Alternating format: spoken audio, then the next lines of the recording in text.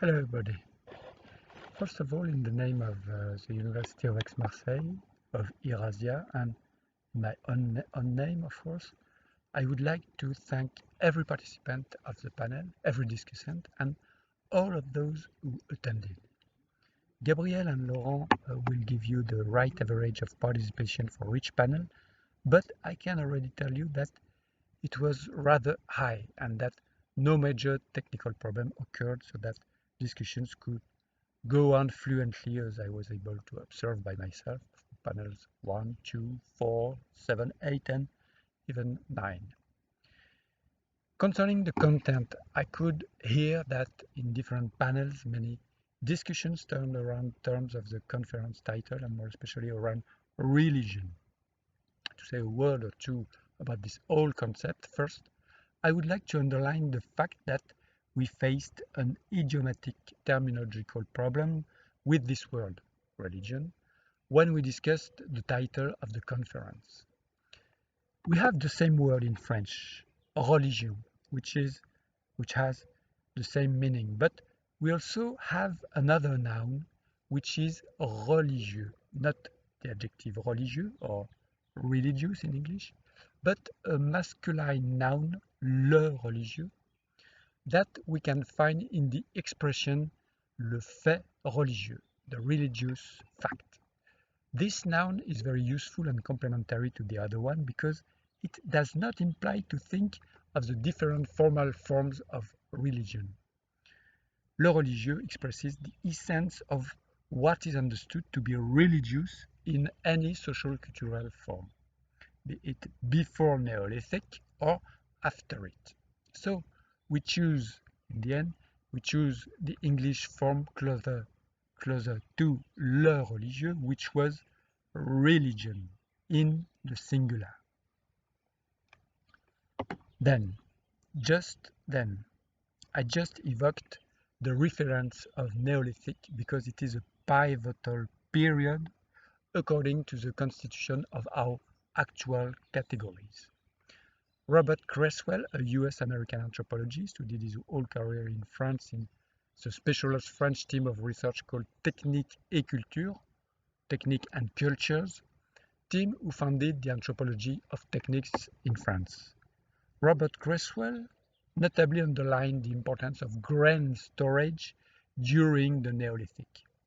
He places it in the center of the main social specializations, more especially the religious one, as local clergy started to constitute itself in a specialized social category to establish link with protective entities for the protection of the harvest.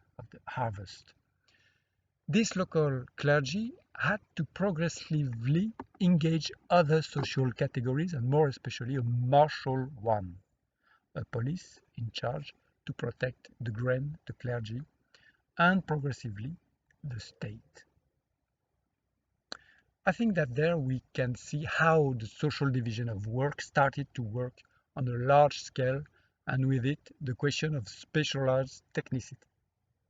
This transitional process of social and technical specialization would become the basis of a continuous fragmentation of activities we find in today's different forms of martial arts. This includes aspects of martiality which are peripheral to the actual physical agonistic acts which became prominent. It is the case of soft gymnastics or adapted modern forms of yoga, but it is also the case of soft self-defense. These new forms have developed in the same way as did the objects of classification. By classification, I mean activities which have been in the process, or which have been in the process of becoming classic or classical. These new forms have developed in the same way as did the objects of classifications and of patrimonialization, in the way that in the process they lose different constitutive distinctive parts of themselves, be it the ritual one, the spiritual one, the political one, the martial one, or more broadly, its social relevance. As in the end, it is the social relevance which decides of the continuity of practices. In that way, we have to research back where stand the religious dimension as a founding social element, lost in the infinite variety of social fragmentation and reorganization. Just to give an illustrative example, the word peace does not exist in the vocabulary of the Amazonian group of Achua, the Achua, which follow a logics of vendetta, because the situation of war is a normal way of social life. In its turn, this case poses the question of to know where to place the ethic dimension in modern context that enhance the value of peace without ever being able to achieve it. How can we manage to speak of martial arts in a society where war is an element of daily life, and on the opposite, in an endogenic social context where martial forms shift towards peaceful practices? This perspective is also linked to next year's conference with the theme of globalization, so that I give you a rendezvous to next year's conference, and I hope this time we can meet physically.